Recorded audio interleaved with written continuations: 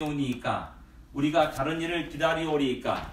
예수께서 대답하여 이르시되 너희가 가서 듣고 보는 것을 요한에게 알리되 맹인이 보며 못 걷는 사람이 걸으며 나병 환자가 깨끗함을 받으며 못 듣는 자가 들으며 죽은 자가 살아나며 가난한 자에게 복음이 전파된다 하라. 누구든지 나로 말미암아 실족하지 아니하는 자는 복이 있도다 하시니라. 그들이 떠나매 예수께서 우리에게 요한에게 대하여 말씀하시되 너희가 무엇을 보려고 광야에 나갔더냐? 바람에 흔들리는 갈대냐? 그러면 너희가 무엇을 보려고 나갔더냐?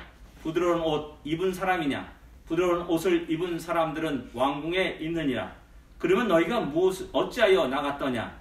선지자를 보기 위함이 어떠냐? 옳다. 내가 너에게 이르노니 선지자보다 더 나은 자니라.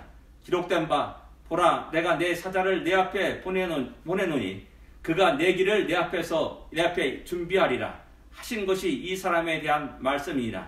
내가 진실로 너에게 말하노니 여자가 낳은 자 중에 세례 요한보다 큰 이가 일어남이 없도다. 그러나 천국에서는 극히 작은 자라도 그보다 크니라. 아멘. 예, 오늘 말씀 마태복음 11장 2절부터 12절 말씀입니다. 제목이 너희가 무엇을 보려고 광야에 나갔더냐라고는 이렇게 했는데, 제가 전할 말씀은 우리 신앙생활에 중요한 세 가지를 말씀드리고자 합니다. 코로나 바이러스 때문에 온 세상이 날리고 우리 마음이 흉하고 굉장히 예민해졌습니다. 그런 속에서도 우리가 믿음의 사람으로서의 그 여유를 또 기쁨을, 웃음을 잃지 않기를 원합니다. 경제적으로 위기가 몰려오고 있습니다. 그러나 더욱더 하나님을 의지하면서 믿음으로 인내하고 승리할 수 있는 우리가 되기를 원합니다. 아멘. 안 좋은 일만 있는 것이 아니라 또 좋은 일도 있습니다. 아멘. 난생 처음에 이렇게 인터넷 설교를 하는 거, 예배를 드리는 거 난생 처음입니다. 이런 일도 있습니다. 또 혹시 합니까? 이러다가 또 우리 유튜브를 해가지고 또 100만 구독자가 또 생길 수도 있는 그런 꿈도 한번 슬쩍 한번 꿔보기도 합니다. 그래서 모든 것이 합력할 선으로 이루는 것들을 이렇게 우리가 경험하고 또 체험할 수 있기를 원합니다. 우리 6절을 여러분 다 같이 읽어보겠습니다. 6절입니다. 누구든지 나로 말미암아 실족하지 아니하는 자는 복이 있도다 하시니라. 아멘. 예수님이 요한이 보낸 제자들을 이렇게 보내고 난 후에 옆에 있는 무리들에게 하신 말씀입니다. 보내는 제자들에게 하신 말씀이죠. 그러니까 그 말씀하실 때 이것은 곧 누구에게 한 말입니까? 요한에게 한 말입니다. 그 요한은 잘못하면 이제 실족하게 되는 위기상에 빠졌다는 것을 우리는 짐작할 수가 있습니다. 그 앞부분에 오실 그 이가 당신이니까 라고 질문하는 것을 볼 때 어떻게 보면 요한의 그 상태가 상당히 위태위태한 상태라 이렇게 말할 수가 있는 것이죠. 그런 속에서 예수님은 요한에게 실족하지 않는 자가 복이 있도다 이렇게 말씀하고 있습니다. 그 뭐냐면 요한아 실족하지 말라 라고 이야기하는 겁니다. 아멘. 지금까지 요한은 오직 주님의 뜻에 따라서 하나님의 부르심을 받고 그 선지자의 사명을 감당했습니다. 많은 어려움과 고난이 있었을 줄 우리가 짐작할 수가 있습니다. 그런 속에서 마지막까지 너가 지금 힘들고 감옥에 갇혔느냐? 그래서 마음에 상당히 어려움이 있고 흔들림이 있고 그러냐? 그러나 실족하지 말라라고 이야기하고 있는 겁니다. 이 말씀은 또한 오늘 이 시대를 살아가는 우리에게도 동일한 말씀이라 할 수가 있습니다. 우리가 시종일관 처음부터 끝까지 온전하게 하나님께 헌신하고 충성하는 그런 인생을 살아가는 사람이 그게 쉽지 않은 걸 우리는 잘 알고 있습니다. 이렇게 늘 오르고 내리고 하는 이런 영적인 그런 기복이 있다는 사실입니다. 그럼에도 불구하고 우리가 다시 주님 의지하고 끝까지 실족하지 않냐고 끝까지 전진을 할 수 있어야 됩니다. 우리가 살아가면서 우리가 우리의 기대가 못 맞췄을 때 우리는 신앙에 대한 굉장히 큰 회의와 실망을 갖게 되고요. 또 절망 속에 빠질 때도 있습니다. 지금까지 내가 믿는 것이 바른 것인가? 라는 그런 생각도 들 때도 있습니다. 그러나 다시 한번 그런 속에서 요한에게 하신 이 주님의 말씀을 들을 필요가 있습니다. 요한아, 실족하지 말라.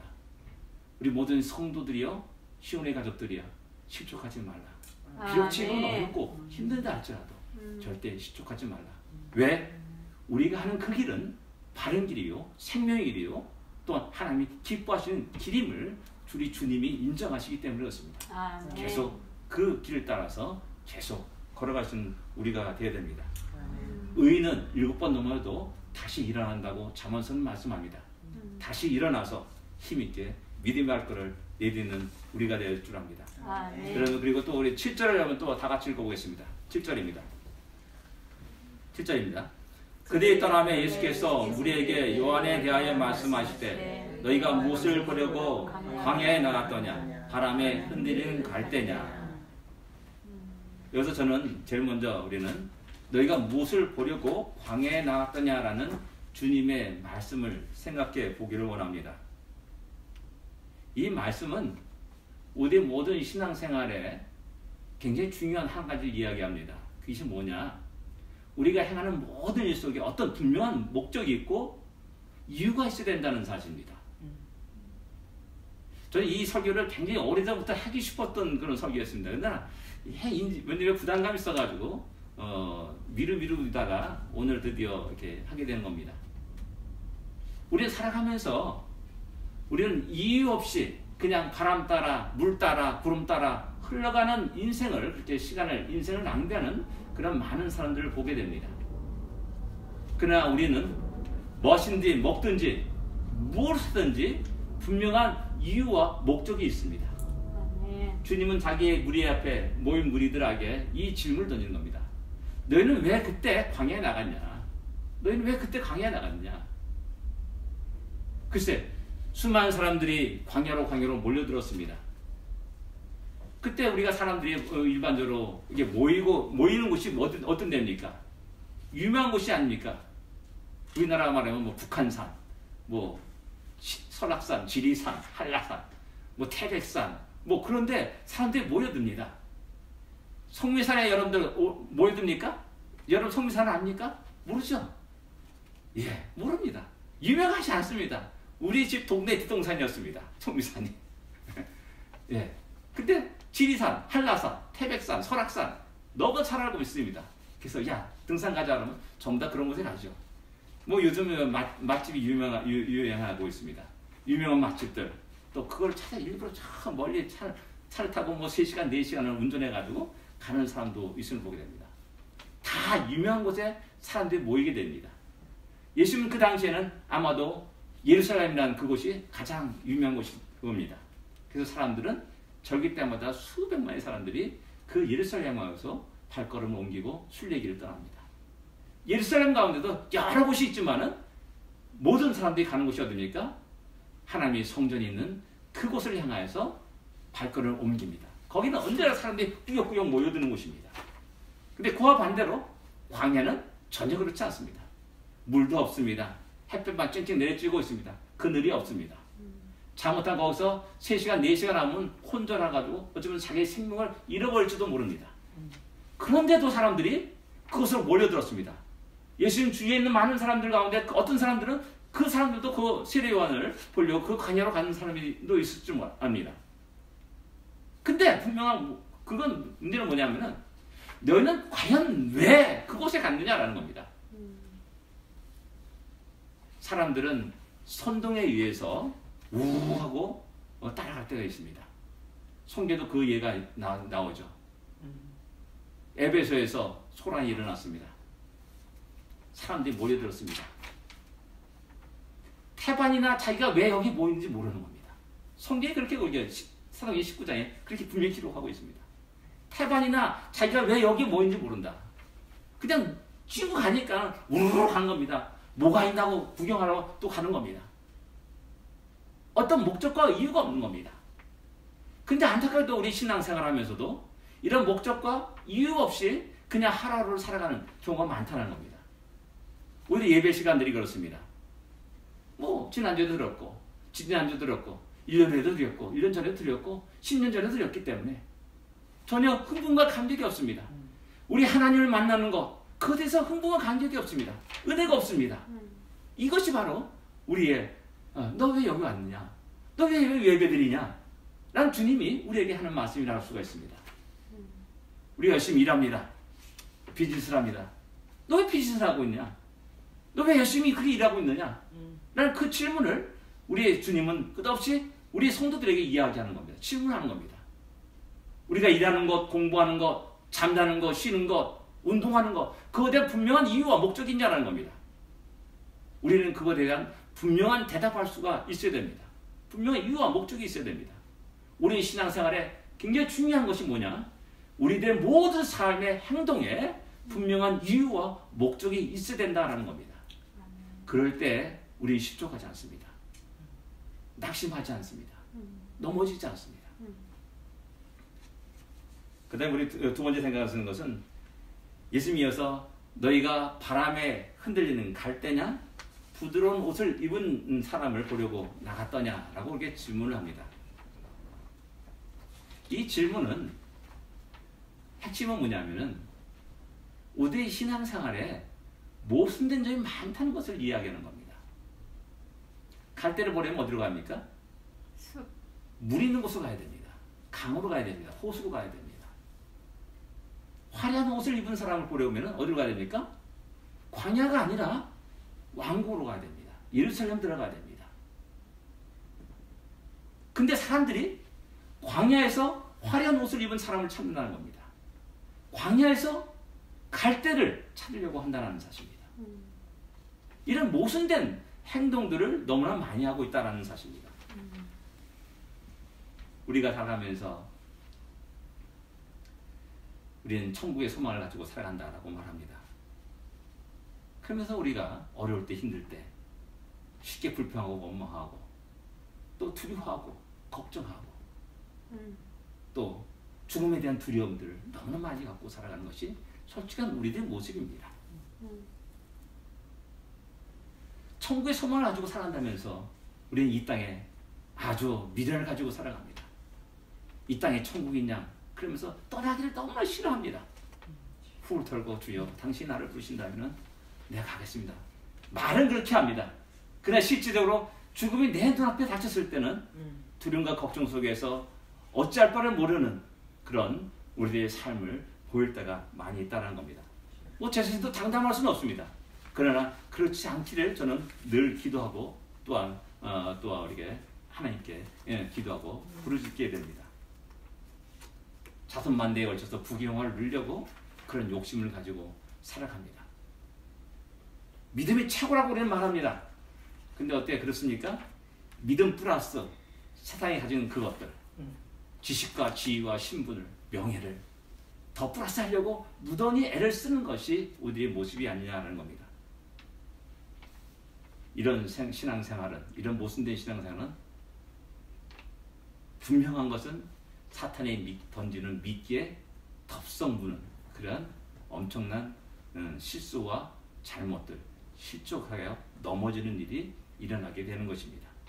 그래서 주님은 질문하는 겁니다. 야, 너희가 무엇을 보려고 나갔냐? 야, 흔들린 갈대를 보려고 나갔느냐? 화려한 옷을 입은 자를 만나려고 그곳에 나갔느냐라고 말합니다.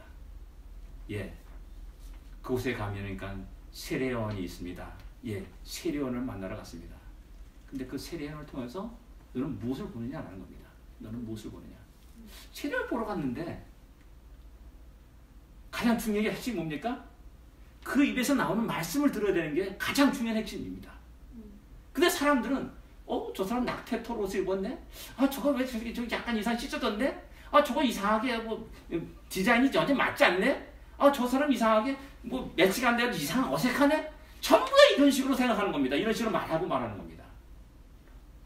입에서 나오는 말씀을 듣지 않습니다. 연약한, 나약한 세례요한을 보는 겁니다. 이런 모순된 모습을 보는 겁니다. 모순된 모습을 보는 거죠. 이런 것에서 주님은 지적하는 겁니다. 너희가 광야에 나갔느냐? 세례요한을 보고자 하느냐 아니냐? 선지자를 보고자 하느냐? 맞다. 그 다음에 나가는 게 뭡니까? 그 입에서 나오는 말씀을 듣기 위함이라는 겁니다. 보려고 하는 게 아니라 듣기 위함이라는 겁니다. 아멘. 5대 신앙생활에서 이런 모순된 것을 제거해야 되는 겁니다.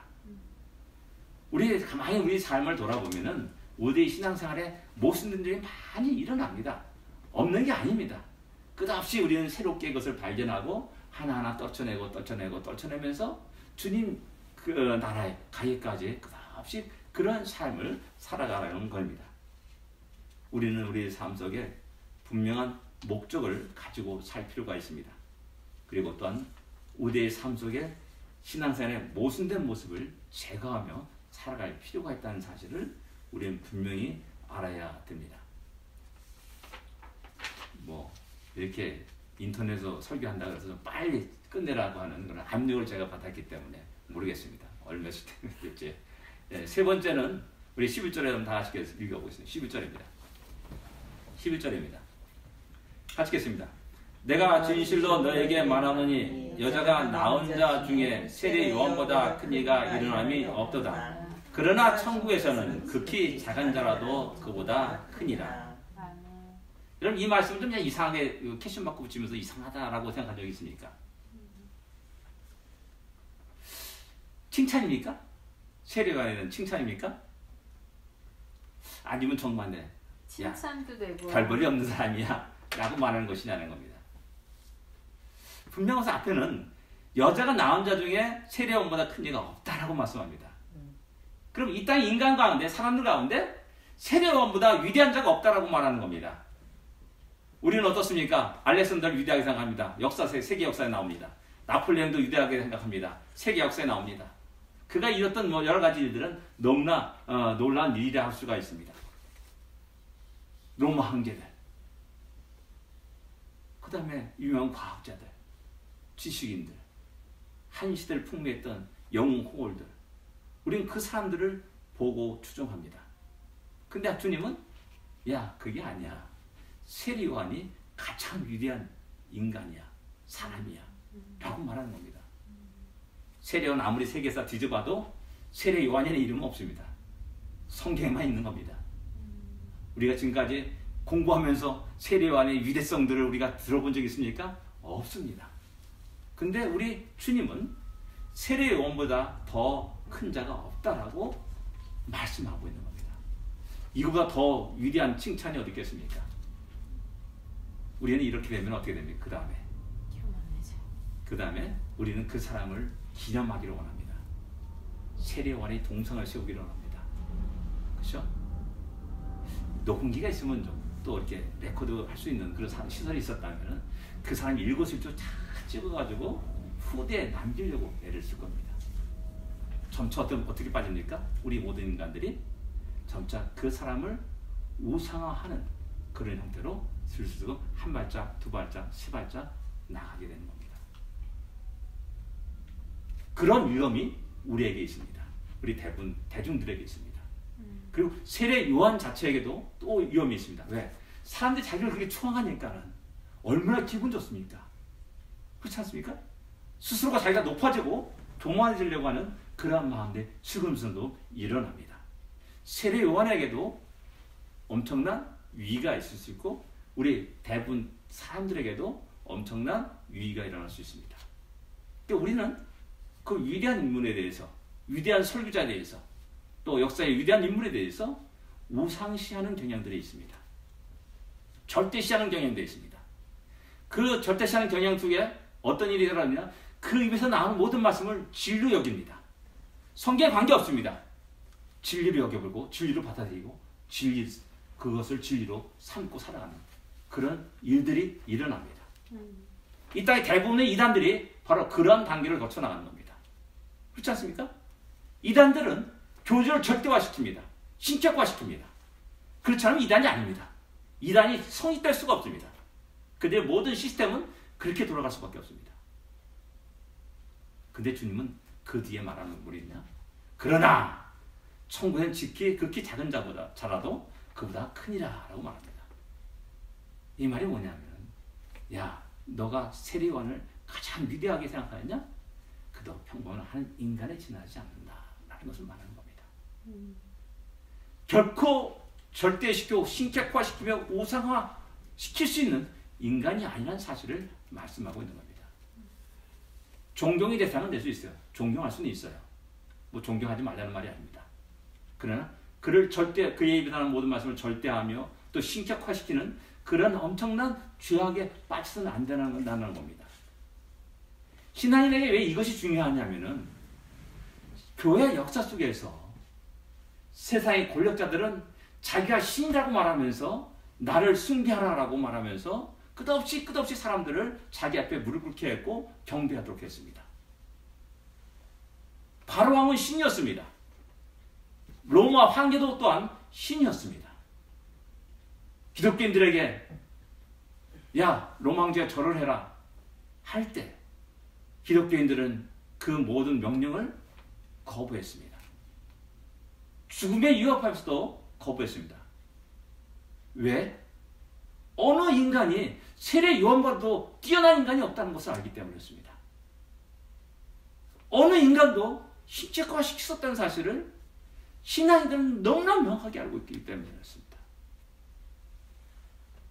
이런 생각과 이런 가치관과 이런 사상들이 하나님 외에는 그 어느에게도 누구에게도 절할 수 없다는 그런 분명한 신앙 고백을 낳은 겁니다.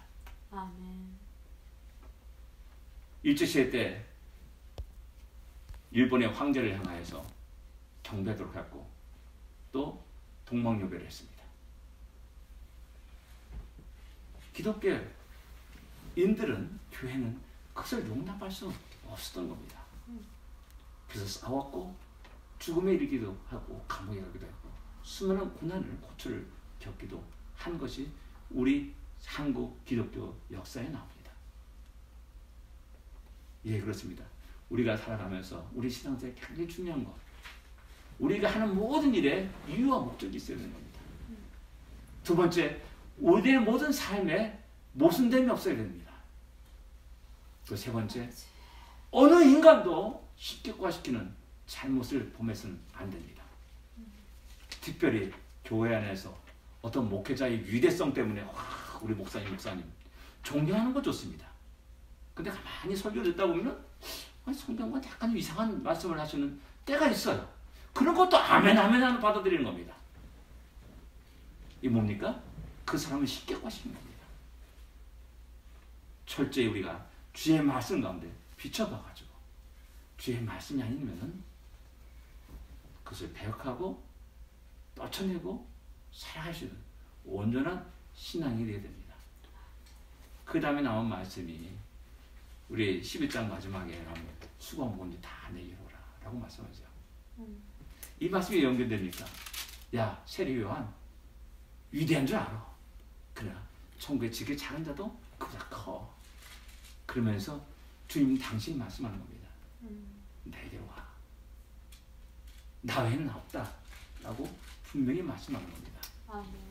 사도 바울은 선교 여행을 하면서 수많은 사람들에게 복음을 전했고 교회를 세웠습니다. 그 사도 바울은 결코 자기 추종자로 만들지 않았습니다. 자기 추종자로 만들지 않았습니다. 디모데후서에서 다 떠나고 누가만 나에게 되게 됐다라는 이 말을 듣고 저는 눈물을 흘린 적이 있습니다. 사도 바울의 위대성에 대해서 새롭게 발견하게 된 겁니다. 그 수많은 교회를 개척하고 복음을 전했는데 그 사이에 그 주위에 마지막에 남아있는 사람이 없다는 것이 너무나 신기한 겁니다. 무슨 말합니까? 사도 바울은 결코 자기를 추종한 사람을 만들지 않았다는 겁니다. 자기를 우상시하는 신격화시키는 것을 철저히 금했다는 사실입니다. 오직 그가 예수 그리스도를 온전히 섬기고 알고 섬기며 하나님께 영광 돌리는 사람으로 세워지시도록 자기의 모든 것들을 쏟아 부었음을 갖다가 이야기하고 있는 겁니다. 예, 그렇다면 또한 우리 자신들도 그런 위험성에서 늘 언제나 조심하고 경계해야 됩니다. 하나님 우리를 높이실 때 우리 스스로가 신격화되는 그런 경향들이 있다면 단호히 폐역할 수 있어야 합니다. 그런 유혹에 빠지지 말아야 됩니다. 하나님 분명히 세례 요한을 말하듯이 큰 자다라고 말하듯이 우리를 그렇게 큰 자로 여기시고 또한 우리를 이렇게 세우실 때 우리 스스로가 조심하고 조심하는 그런 우리가 되어야 됩니다. 이 말씀은 또한 우리에게 큰 위로가 됩니다.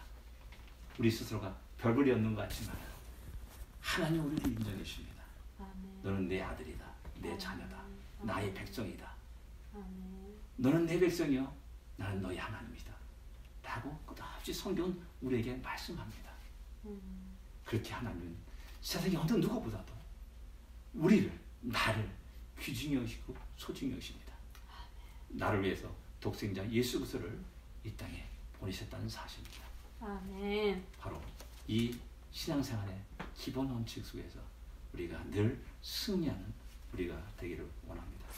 다 같이 기도드리겠습니다.